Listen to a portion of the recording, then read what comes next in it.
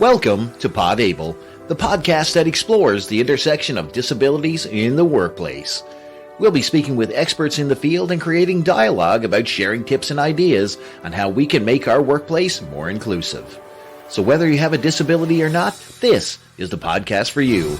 We're looking to create a more equitable and inclusive society, and that starts with our workplaces. So join us as we explore the challenges and opportunities of disabilities here on Pod Able. Now, let me introduce you to our hosts. And we are off the ground. Welcome to episode 1. This is Pod Able. Pod Able is actually a network of podcasts. Our show, for intents and purposes, is called Talk Able, where we're talking about disabilities in the workplace. And hopefully we're going to have all kinds of different folks join us for fun conversations all around making our workplaces a whole lot better and more inclusive. So on this episode, I'm finally excited to get this one off the ground. We've been talking about this for such a long time that it's just so excited to finally get, our eyes and ears on the project. And this is under the banner of Loblaw Able Pillar. And that's all about, bringing awareness and contributing to making sure that our workplaces are more inclusive and more manageable for individuals with disabilities, and making sure everybody has that opportunity to not only make a living, but have meaningful work inside that workplace and be a contributor like everybody else the way it should be. And boy, do I have a fun shoe for you today. And we're going to kickstart with number 1. I'm going to stop rambling and I'm just going to talk about our co-host here today. So April, tell us all about you. My name is April Ramhit. I am the Associate Merchant of Breakfast Team and Market Division. I've been with the company for just 3 years, and I'm very excited to be in Able. I do have mental health conditions and mobility issues, which have been supported by my family and work. That makes me want to be an advocate for those who do need help. Along with Able, I work with the mental illness and mental health pillar. I am actually from the United States, having come to Canada over 18 years ago when I married my wonderful partner, Anthony. Very cool. So my name is Chris Bailey. I'm known for being a little bit of a mouth. So hopefully it's gonna work in my favor here today. But I'm also the store manager of Dominion, which is a branch of Loblaw's here in Newfoundland, which is kind of cool. I joined in 2016. Came from an extensive background in retail from all of some of the largest retailers in Canada. I do all kinds of fun things like April. I am a Star Wars fan. I'm going to add that in. I had to do it. I'm sorry. But, I do a lot of different things. I podcast in my spare time. I blog, and this landed me right here. So you talk about, your hobbies finally getting you to do something actually meaningful. My wife would be super proud of me today that I'm actually putting this to use. So I'm super pumped about that. One thing I will say is I was blessed with I guess an extensive retail career, and I got to see a lot of things in my time in retail, both good and bad, especially when it comes to individuals with disabilities. And it wasn't until I was blessed with a daughter with a disability that my eyes opened up, and I was like, wait a minute here. I can't believe that I've been, letting this stuff pass by me, in parts of my career, and things that I've seen that just didn't add up.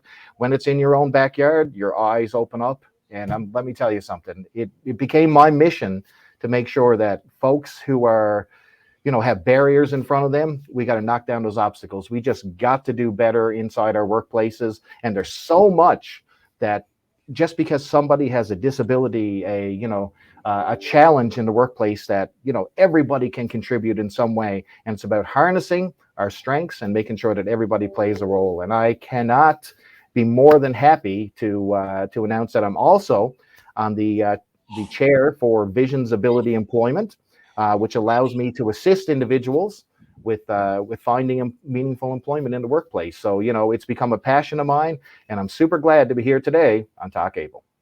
And I guess April, you got to do it. We've been leading up to this. We have ourselves. It's not only going to be us talking. We actually have a host, a real live host. Or not a host, a guest, I should say, who April is going to introduce. April, roll it. Today we have we're going to be talking to Richard Plummer, the National Executive Director of the Canadian Hard of Hearing Association. Richard brings over 20 years of experience from the nonprofit and healthcare fields, having helped leadership positions with the YMCA, YWCA, McConnell Foundation, and the United Way, including 5 years in the field of audiology and hearing healthcare and 7 years as strategy consultant with his own enterprise. Thank you for joining us, Richard. Hey, Well, Richard. thank you both for inviting me. And it feels like, as this is the premier opportunity, we definitely have to set the tone and the stage for everyone else who follows. So hopefully we can be fun today. We can be informative. We can be bold and exciting, and just open the conversation, as I think Chris was speaking to really start to have some really direct, frank conversations. It's exciting for CHHA to be invited here. And then just to share with you the short version, instead of saying Canadian Hard of Hearing Association all the time, we can just say CHHA. And if we get really good, we can just say CHHA, CHHA, CHHA. I love that. I love that. Absolutely. Yep. Go ahead, Chris. No, I was just going to say, April, why don't you tell the folks, number one, what this podcast is going to be about? What can people expect, number one, from our show moving forward? And then we'll dive right into Richard and have some fun. All right. Well, Loblaw has come together with CHHA and has started a pilot with the Hearing Loop program, which Richard will talk about more in a minute. Right now, we have 6 market stores that are involved in the pilot, and 40 more placements is our goal at the moment, because there are 4.6 million Canadians that have some degree of hearing loss. So we want to find a way to help these people navigate our stores and get the attention and help that they need. So, Richard, I see that you've been with CHHA for 3 years, involved in projects like Share Your Smile, and now you're with the Hearing Loop campaign. Can you tell us more about that? Absolutely. I mean, just a quick overview of who CHHA is, because that has set the stage for why we're involved in all of these various projects and what our goals and outcomes are that we're trying to achieve. I mean, CHHA has been around for over 40 years, and it really started off as a grassroots organization because individuals with who are hard of hearing, who are defined as individuals who have mild or profound hearing loss, oftentimes face many barriers. And it was a very sort of, low awareness level type of issue that wasn't receiving many services or supports. And so the community came together at a grassroots level to start advocating for itself. And that grew into now a national organization that serves all of Canada. We have a national office in Ottawa, and we have 24 what we call networks or chapters across Canada, from BC to Newfoundland, Ontario, Alberta, Winnipeg. And so we are serving the hard of hearing community. And you might kind of, just for clarity, understand the hard of hearing community is really somewhat, profiled as individuals who have mild to profound hearing loss, but do fundamentally and most often communicate using speech and use various types of amplification devices or hearing assistive technology to assist with overcoming their hearing loss. So that's a bit of a clear definition versus what sometimes people might think would be the deaf community, which is a unique language and community all unto itself.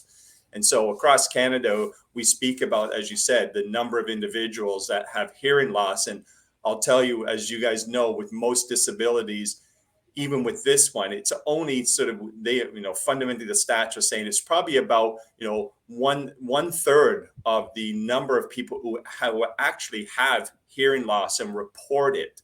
So you have to remember, so even though it says, close to 4 million, there's an anticipation that almost 20% of Canadians are affected by hearing loss at some level.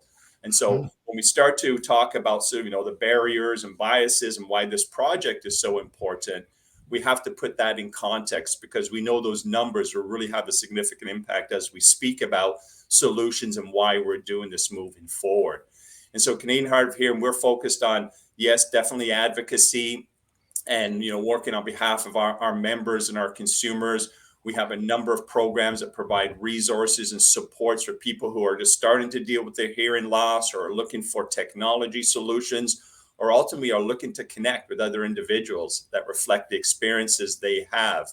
And so as we roll these types of programs out and engage people across the country, we're trying to build a groundswell around connectivity of a community that, for many, many years has been left out of the equation, and we really need to raise the awareness. So we're super excited and we're honored to be partnered with the Loblaws and the Able Market program, because we feel this is exactly what's needed to start creating game-changing opportunities, where you've got a leading institution that serves, again, nationally, has an international brand reputation, probably employs, is probably, if not the largest employer in Canada. I'm sure that there's some competing statistics there.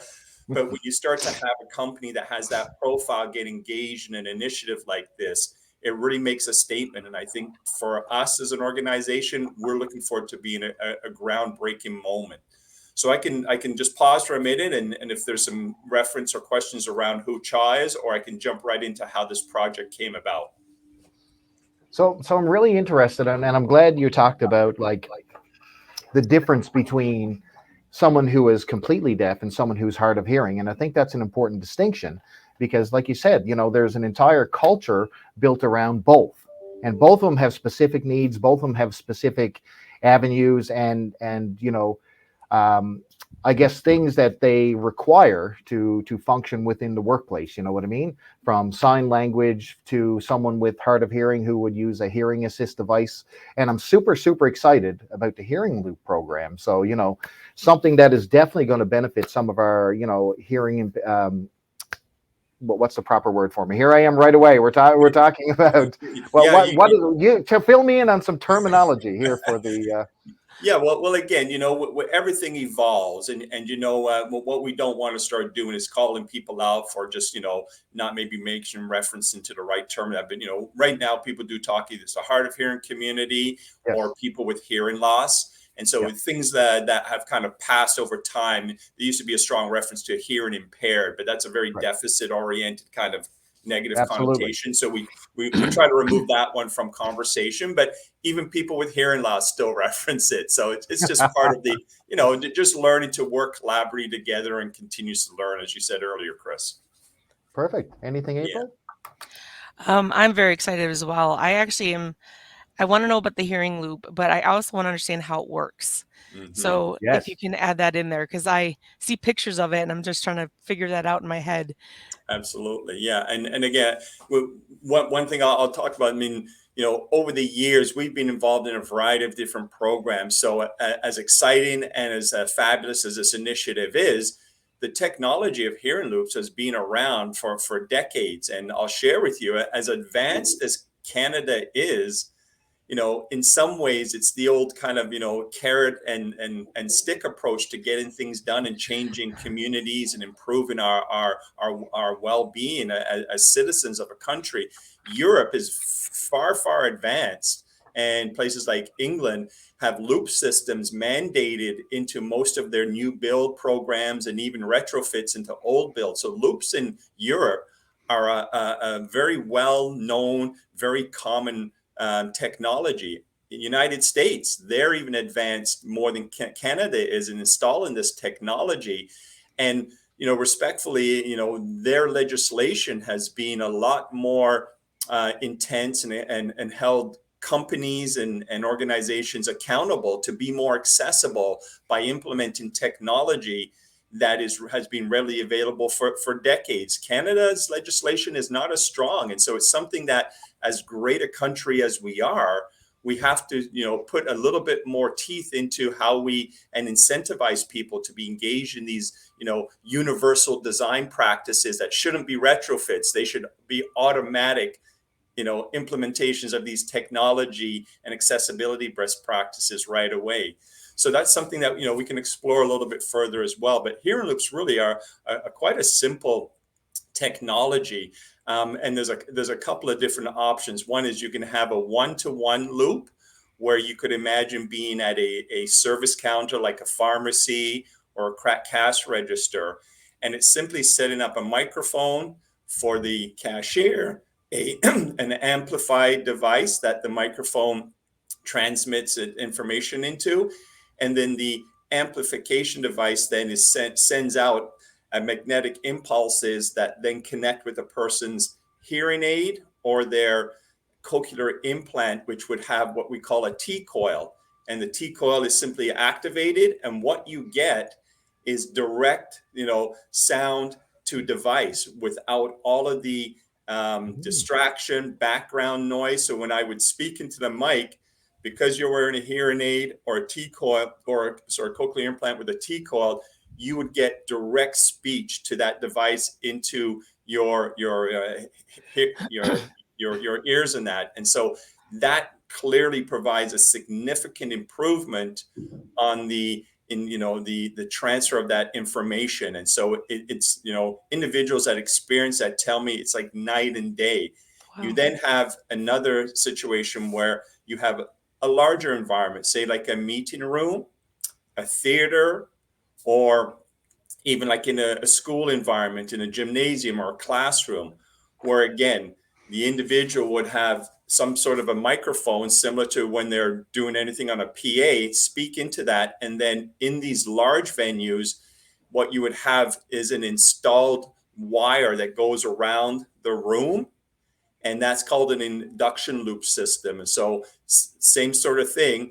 The individual who has the hearing aid or the cochlear implant activates their T-coil. The individual who is presenting or speaking speaks into the microphone.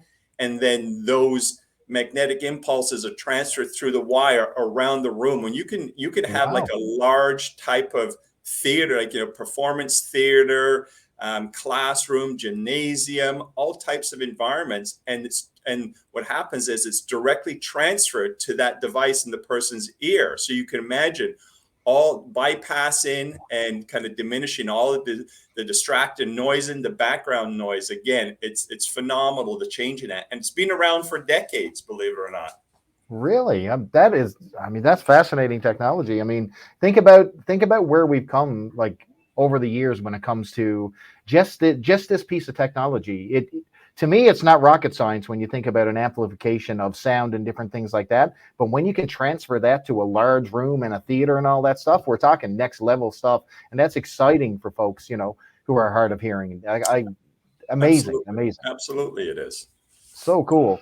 So we're gonna run into I guess a couple of different topics. So number one, and I can speak about this from a retail perspective, and that comes with biases. So I think that depending on your background and your experiences, all of us have our own built-in biases on something, whether it could be the type of TV show that you watch to someone, what you think somebody's abilities are on a certain thing, or simply when you have someone in front of you and you're hiring, what are you looking for? Are you not going to hire somebody because they have a tattoo, for example? Are you not going to hire, what I mean? Yeah. You have your own built-in biases, and they may be completely outside of your realm. You may not even know you have them. You may not even, it might be something you need to work on yourself. But one of the things that we're doing here with, the ABLE pillar is making sure that opportunity is out there for everybody, that we give everybody the best chance possible within our workplace, and that we're supplying everybody the tools they need to do their jobs and be successful. And I love the hearing loop thing. That is so cool. But talk about some of the things that Richard, that you've experienced when it comes to biases for folks who had like hard of hearing issues. Absolutely. Thank you for that. And we'll come back to kind of how the Get in the Hearing Loop program and the partnership absolutely. with Loblaws started off. So we'll come back to that later on. But definitely, Sure. I mean, I think, as you say, it's all a matter of perspective, right, Chris? There's so many kind of emerging issues that we're aware of that over the years and decades, as we start to look at, changing and evolving our cultures, changing and evolving the way we look at individuals that would have been in past considered to be different. Now with the diversity and equity issues are really becoming to the forefront, because we know the value of that to our communities, we know the value of that to our businesses, and we know fundamentally at the end of the day, as human beings, there's so much more that we have in common than we have different. And so as we start to evolve those things, I think for people who are hard of hearing, I think traditionally there's been a huge stigma attached to hearing loss. I mean, just looking at both of you, I could probably say it wasn't too long ago. We were probably all in grade school or high school. And how many jokes, how many, nuances have we heard about the issue of hearing loss and how people have associated it to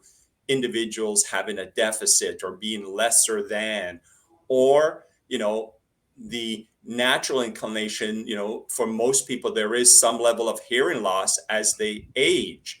And so always attaching it to, that it's that item that we never, any of us want to face is, maturing and aging in life. And so as you have all these stigmas attached to it, and then sometimes people with hearing loss, depending on what age and why the hearing loss has occurred in their life, there can be some other relevant issues, maybe some speech development items that might have happened.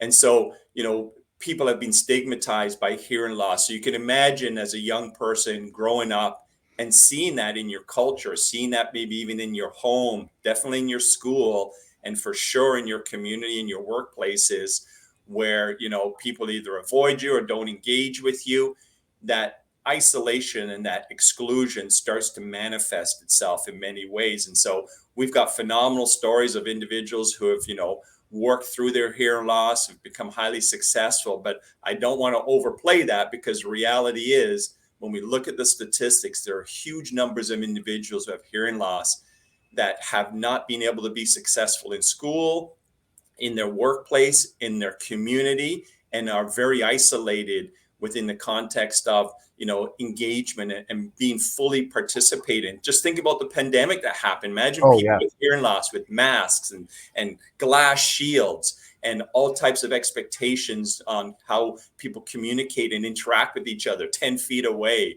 Imagine someone with hearing loss. That was exploded the amplification, not double, probably 10 times.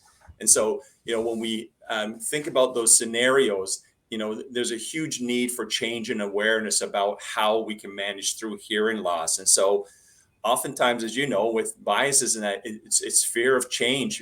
People are uncomfortable with making change and adapting, making the effort to really understand and learn about sort of simple solutions and how people can talk and engage with each other and manage communication more effectively. Exactly.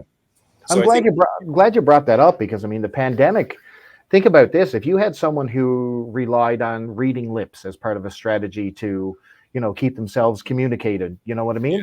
When that mask went up over those mouths, you cut off an entire segment of the population who relied on, assisting understanding with reading of lips. And boom, that went away with the pandemic. So, we created ourselves a really, really serious issue. And why don't you dive in, Richard, and tell us, like you were going to allude to, how Loblaw got involved with the Hearing Loop program and what that means.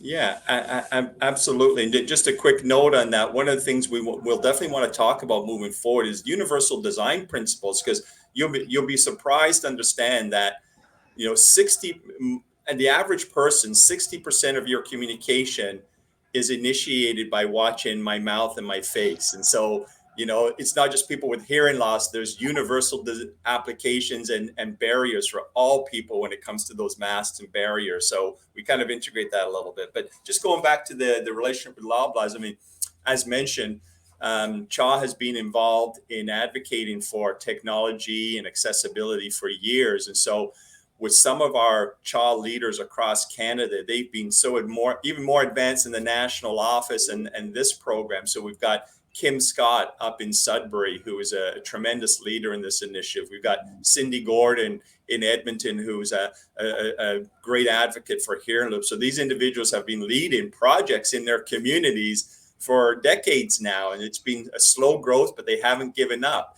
And so, this particular initiative came out of our, leadership group in Sudbury with Kim Scott, who really is a strong advocate.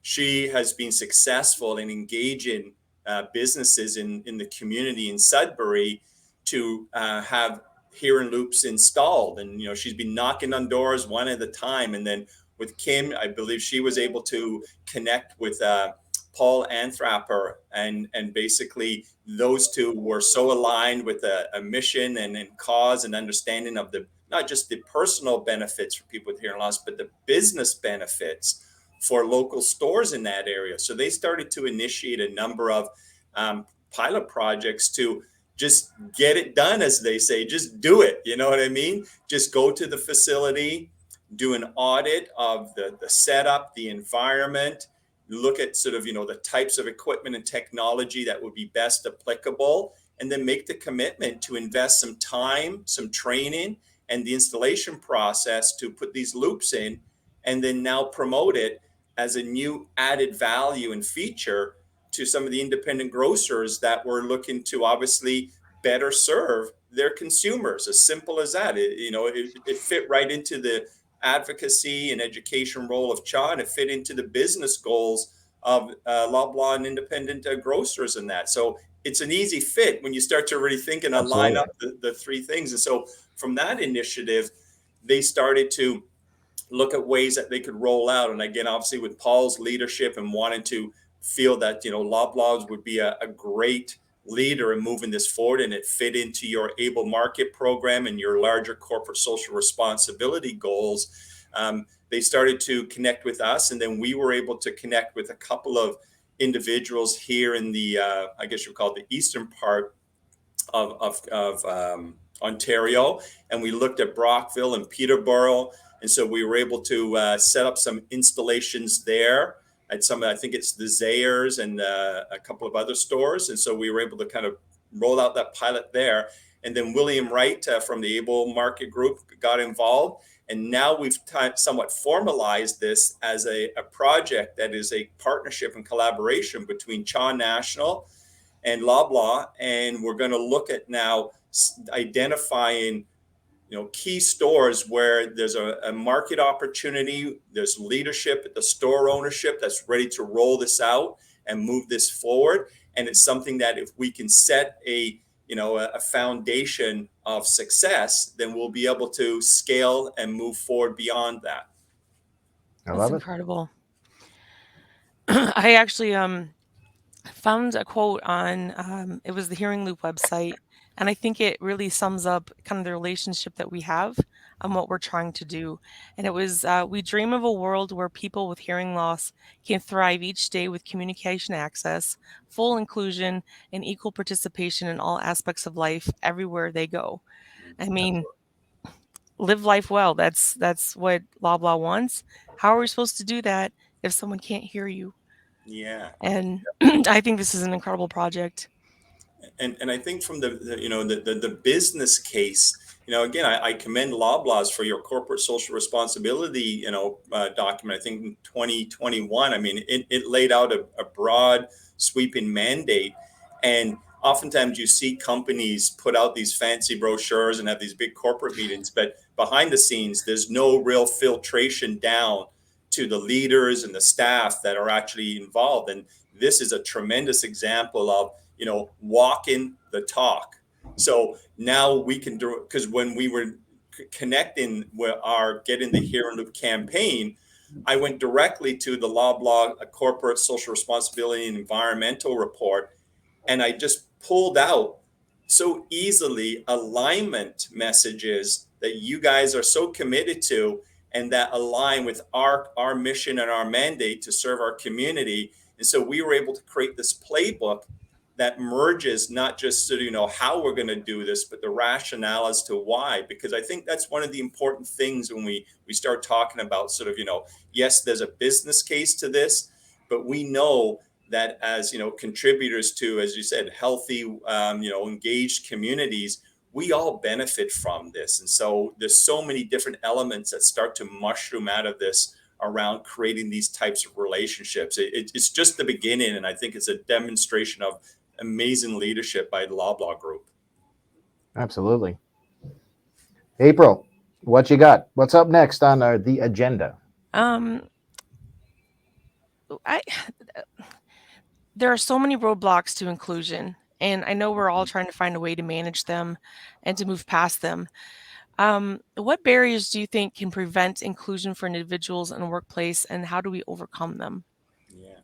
Well, I think the first thing is information. Information is really power in these moments. When we start to understand and learn about the small perspectives that other people have that might not be the same as ours, that's the starting point. And if there's a barrier to learning, a barrier to being open to understanding, then that's the thing that we've got to start really addressing early on in life. And I think, we all challenge ourselves to say, we want to get better at work. We want to get better in our own health. We want to get better at this.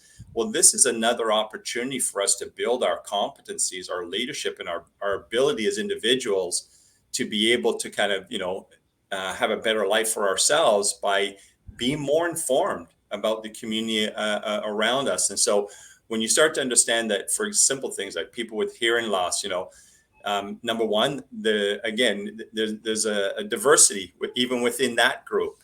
And so making the commitment to understand, well, what is hearing loss? And there's a continuum of, mild to profound for people who are hard of hearing. There's also different ways in which we can engage and interact with people that are simple and not only effective for people with who are hard of hearing, but oftentimes effective for all of us. And so just even on this conversation here, being on a virtual platform, making sure that, we ensure there's information sent out prior to people we want to engage, that they're informed and they can, think a little bit more easily about the conversations. And you guys did that for me.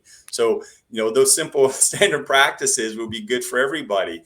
Making sure that if there's technology available, that we activate it during these meetings and conversations. If there's simple ways that we can, install it. And oftentimes one of the myths is that it costs so much to create accessible, inclusive environments. Well, it costs so much not to put these things in. Absolutely.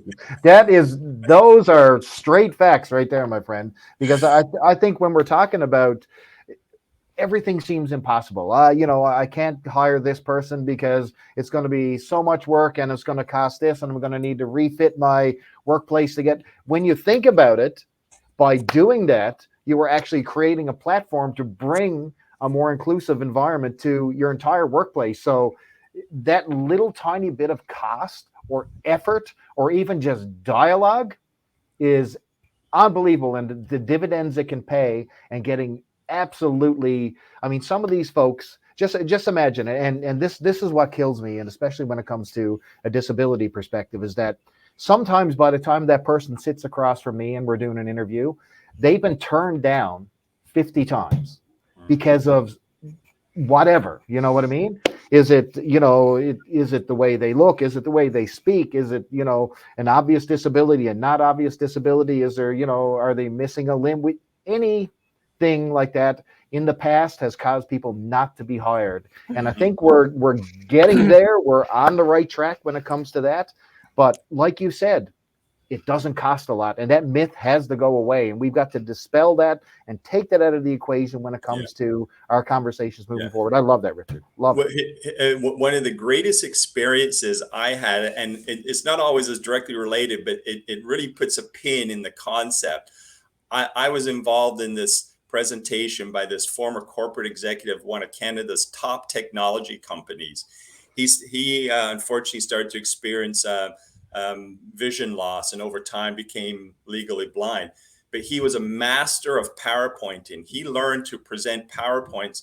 And what he said at one meeting that just, again, speaks to the concept. He said, everyone in this room is being accommodated right now. And it's costing this company, tens of thousands of dollars a year to accommodate you guys.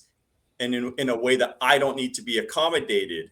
And everyone's kind of thinking, well, what's he talking about? He says, the lights are turned on right now. I don't need the lights. All of you guys need the lights. So if you want to start cutting costs, let's start turning off the lights. That is hilarious and absolutely true. What a perspective change that is. Wow. Absolutely. So I'm sitting there thinking, oh yeah, this guy really knows how to, work the crowd really well. But again, just even with the individuals with hearing loss, there's so much technology out there. I mean, even something as simple as putting in a fire alarm in a workplace.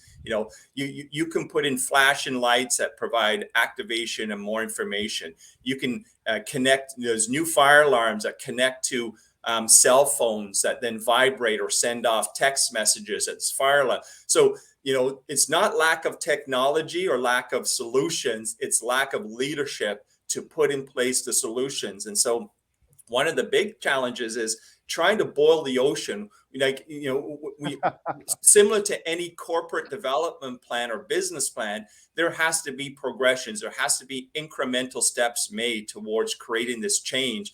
But if you don't commit to that kind of mid to long-term plan with a vision similar to any, financial goal, employee outcome goal or brand goal, if you don't commit to an inclusion and accessibility goal with the same kind of pillar of strategy that makes other businesses so successful, you're probably going to struggle and find, bumps in the road and resistance and challenges. But if you integrate it directly into the corporate, strategy, then it becomes a responsibility from the top down to implement this as one of what I would call the, corporate advantages that make one company better than the next. And then people start to listen. Now this is really how we start to get things done, and we start to measure it. We start to implement it. We invest in it, and it becomes a culture of how we do business rather than this thing on the side that John down the road at the corner office has got to deal with once a month type of thing. Bingo, man. That is some truth right there. Holy cow. Yeah. Hopefully our listeners just took a chunk of that information, because I'm telling you right now, that's your reset right there. Yeah. Wow. Holy cow. Holy cow. And I'll tell you another thing. So one of the things when you talk about inclusion is just the language of inclusion. Sometimes we think that, okay, we have someone with a disability, and sometimes our language is, how can I say this? Well, to the person, it could be demeaning. It could be, like, say, for example, you have someone with a disability and you're saying, wow, you're really, I'm so inspired by you. My goodness, look how good you did. And they're like, wait a second, I just made a salad here and you're thanking me for, you know what I mean? So yeah.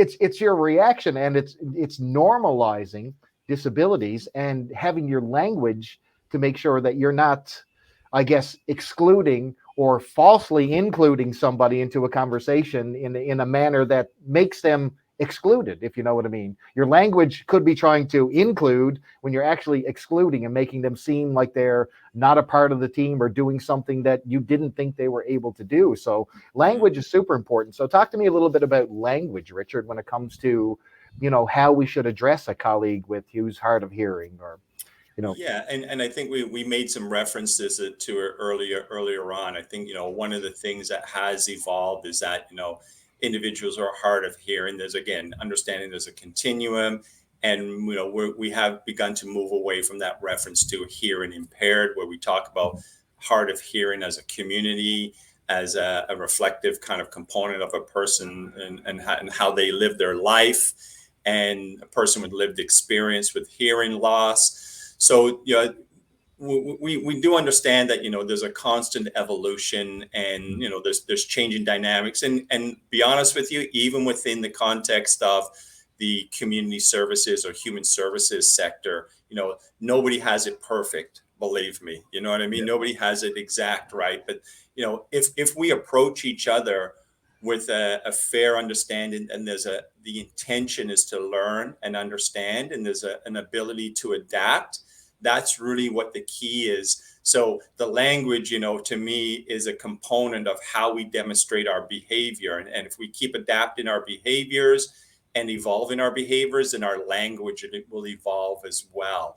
And so I think that's the thing that's critical. And so there are some very specific things, though, that, have been these traditional images where people feel they have to yell or just, talk over loudly, or the old re-emphasize, a lot of people with hearing loss don't read lips. so whatever you're trying to do, it isn't going to work anyway. But there are some simple things that we can start to improve upon to connect people a little bit more, with communicating with each other a little bit. We're so involved in so much work, and we're always turning.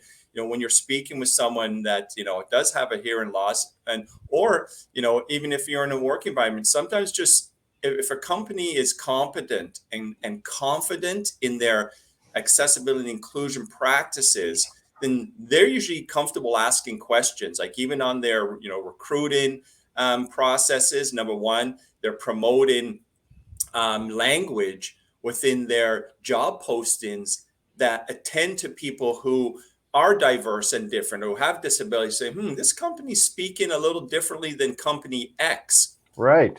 And that's I see the language in their communication and their job posting, and they're opening the door to messaging and connecting with someone like myself. And that's people see those things and are very attentive to those things. When you're looking at ways that you're engaging someone, asking the questions right up front to say, are there any accommodations that would help for the interview process to make it more successful or a positive experience for you? And asking that question seems kind of odd sometimes, but it just opens the door for people to feel comfortable either saying yes or no, and they have that right to disclose or not. And then at the job interview, if people are comfortable with you and they start to see how you're asking questions and using plain language to describe things and talk about the company's culture and how the company is striving towards being more accessible, inclusive, individuals start to feel that sensation, and their language can even change during the conversation to open up the door. Because one of the things that is not well known is that, as you guys would know, is many people with disabilities and people with hearing loss have had to innovate and problem solve in ways through their life, through school, through the community, that most of us would probably have to take a mini MBA to figure out how to come up with those innovations or come up with those strategies. So once those conversations start to open up, people's languages change. And I think it becomes much more comfortable for the individuals to maybe even dive into, then if there is a specific accommodation required, to not necessarily join the company, but be highly successful in the job. That's the outcome. How do you become highly successful? Then you have that open door to that conversation, and people can bring innovations to the company and the recruiters on how to improve the company environment to make it more accessible in ways that they never thought about before. So those are wonderful conversations that usually happen once you start to make clear statements about the company's commitment, using language in the job postings, making sure accommodation options are provided during interviews. That sets the tone right there and then. Absolutely. April, what else you got? Honestly, I was thinking about my sister. My sister just recently found out she's hard of hearing, and she's been dealing with it since she was little. So she can't hear certain things that are said. It's almost like it's muffled at that point. And it's in certain words, and unless you're enunciating like perfect, she cannot hear everything. And we didn't know. And I'm thinking about language of inclusion right now. And as children, we were cruel. We just said, what are you, deaf? And just like things like that. And I'm thinking about how much, I grew up in the 80s, and how cruel we kind of really were to people with disabilities. We weren't including anybody. If you were different, Nope. no, we didn't want nothing to do with you. And I'm seeing a world today where it's, okay, disability, I see. But Yeah. what can I do to help you? What can I do to make sure that you can do what you need to do? How can I make sure you're included in what's going on around you? So like with the hearing, I'm sure my sister would love to have something like this, because she's still like at a store, they got the music going, there's people walking all over the place, carts going, chatting. She can't hear everything. And I can only imagine how this would help her in a grocery store setting. Yeah. And I'm really Right.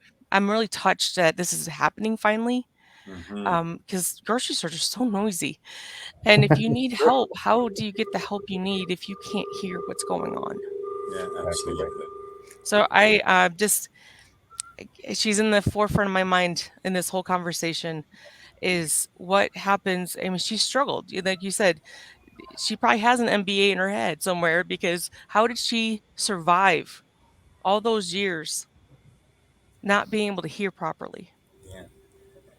You just and didn't know. there's so many tremendous stories of I speak to individuals who are actually audiologists. Believe it or not, even in the field of audiology, there was one time where individuals with hearing loss were seen as not being able to be competent in providing hearing testing and advice and counseling and support to people who have hearing loss. Just so you can imagine, and that's even in the field itself. And so when I worked in the field of audiology, one of the things I made a commitment to, and I was very proud of the progress we made, was working with individuals who are coming out of the universities or colleges with their education and training to work in the audiology field, with ensuring that there was opportunities for them to come and do work placements and come and provide get that practical experience. And obviously many of them have moved on to own their own business in audiology and become leaders in the field now. But even they themselves, again, they still talk about the stigmas and attachments. And there's this one audiologist I know now we're working with a new partnership in at CHHA. She has hearing loss and is a professional doctor of audiology. Her sister is a lawyer, but still struggles with the stigma and fear of people finding out she has hearing loss and how it might affect her career and things of that nature. So you can imagine, even at that level and the power that they have in their professions, they still deal with societal biases or their own biases and perceptions of what people might think. So it's ongoing, and as you said, we start to see some significant changes happen. But you know what? We got to do some things that are practical. And so just, starting to look at, again, just speaking to this initiative with the Loblaw group,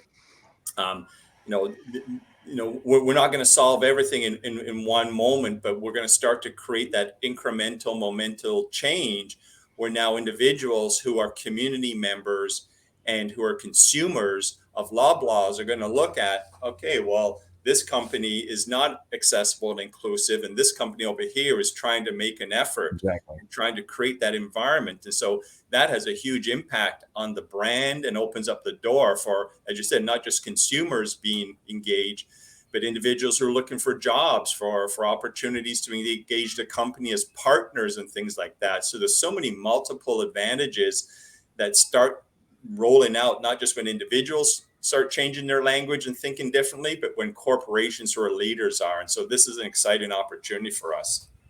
I like what you said there too. It's all about walking the walk as well. So, you can have everything come down. You can get documentation sent to managers about what you're supposed to do, what culture you're supposed to have in your store. It doesn't mean anything unless you take the time and bring it to life inside your store or inside your workplace. You know what I mean? You can have all the documents you want on a sheet of paper. Hey, here what we're going to do. Look, we're blue culture, we're brown culture, whatever we are. But by goodness, if you don't take that document to the floor and breathe life into it, it's literally that. It's a sheet of paper. And I am glad to say that, working from some of the larger retailers in Canada, and right now with Loblaws as well, is that I see it come to life in front of me on my own doorstep here. And it's exciting that we're having these conversations to actually breathe life into stuff that we want to make happen. So, these partnerships are super important. These podcasts and these discussions are super important. And I think that we are on a track to finally break down some of these barriers and do better work, in the future, to make sure that we put everybody, to give everybody the opportunity to thrive. And I think that's the general message here today, I think. Yeah, absolutely. And I think I love your reference there, Chris, is that, nobody owns this, or nobody's singularly accountable or responsible for this. I mean, we look at the different sectors that we have, whether it's government, public, private, non-for-profit, and that there's a role that we can play. And I think the more we get better at bringing in, the different perspectives that can find the solutions, because business has great solutions and great ways to deliver on these what I call large scale social issues that we need to deal with. Non-for-profits have skills, and the other thing is, as you said earlier, nothing for us without us. We've got to fully engage the individuals who have the lived experience to help inform the direction and make sure that progressions are, moving forward in a very integral way, in a very, real way. And then government has, huge opportunity to contribute to the success. And once we get some partners collaborating and creating some projects that can demonstrate how we can all bring our expertise and our competencies to the table to address this, again, large scale social issue, then we're going to see tremendous change happen. And we're going to be able to move that needle so that things become universally kind of, applicable or standardized. And it's not these one-offs or this project on the side, like I talked about it's a foundational way of how we do business and how we work and how we deliver services to our communities. I love it. So we're almost near the end of our time here today. Anything else you'd like to wrap with, April? Anything else further you'd like to add to the conversation before we pitch to Richard for his closing comments? This has just been an amazing journey to learn exactly what the Hearing Loop program is, how it's going to be implemented in our stores, and like you said, it could be used for the meeting rooms. Yeah. When we're having big meetings. I mean, I'm sure there's people who could really use help with that. So I'm very excited to see where that's going to be used, especially with Loblaw. We do have a very large room that we have our very large meetings in. So I'm excited about that. And I just feel like, just bringing the accommodation piece into public, showing them that, we care. No matter what is going on in your life, we care. And we're going to help you. We're going to take care of you.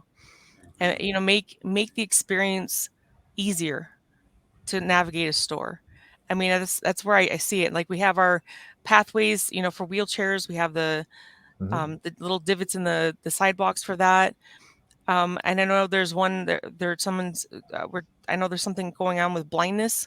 We're going to talk about blindness a little bit later. And but hard of hearing is just, it's hard. It cannot be easy to deal with not being able to hear properly. And after hearing my sister's story, because she just got diagnosed last year, and that she's 42, she's been dealing with this for that long, and I just didn't know. And I apologized immediately for like 10 years of bullying, because I didn't know I was doing it. I didn't know what she was hurting. She didn't know what was happening, and she didn't know how to communicate it because she was so young. So this is it's a big learning step for everyone to realize that disability isn't a shame. Absolutely not. It's something that we have, and we are going to work through it the best of our abilities. And we just need support. We need good support. And I'm proud to work for Loblaw for that one reason right there, is the support I've received for everything that I've been going through, and I see them doing for employees all over the country. Oh yeah. My just to touch on, my daughter has cerebral palsy, and finding work sometimes is not the easiest thing in the world. And I'll never forget the day that she came home and she got a job, and she said, "Look, Dad." She came with her name badge, and she said, "Look, Dad, I have a job." And she said they had ice cream in the break room for me. That hits home. Powerful, eh? Powerful that moments. That hits home, man. That hits home, and we can all do better, and that's what these discussions are for. Richard Plummer, hit us with what you got going on, man. Tell us what you've got upcoming, what's new, what's exciting, what links can we talk about? Sounds good. Well, again, thanks for the platform, and appreciate your story. I got one similar myself. We'll talk about parents of kids with disabilities. Maybe that's another area. Oh, man. Oh my goodness. Do we have 5 hours? and we can bring them on with us next time as well. But for us, we're running. May is Better Hearing and Speech Month, so it's a perfect opportunity for you guys to kick off this podcast, and thank you for doing that. Hopefully we can get it out there, get some people engaged, and start the conversation, and maybe generate some controversy a little bit as well. Nothing wrong with that as well.